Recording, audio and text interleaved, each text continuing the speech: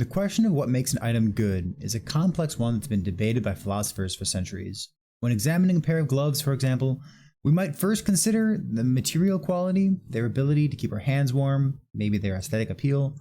However, the concept of goodness itself goes beyond these surface level attributes and delves into the deeper nature of what it takes to make something valuable or desirable. Two philosophers whose work speaks to the question are Immanuel Kant and Aristotle.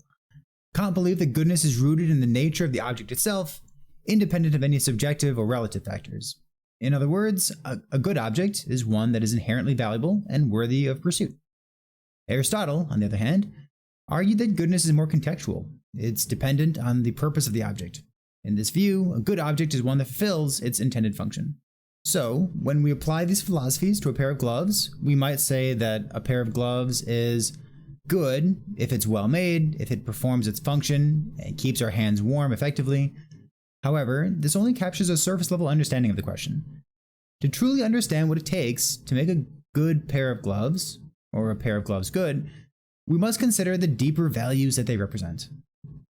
Gloves are a symbol of warmth and protection, of care and comfort. They represent the desire for human connection and the need for touch, even in the midst of cold and isolation. A good pair of gloves, then, is one that embodies these values and reminds us of the goodness that can be found in even the smallest of things, even a pair of gloves. So we contemplate the question of what makes an item good. It can be easy to feel overwhelmed by the complexity of the issues because there's so much going on. But by looking beyond the surface level attributes of the objects and considering the deeper values that they represent, we could find a renewed sense of hope and optimism in the world around us.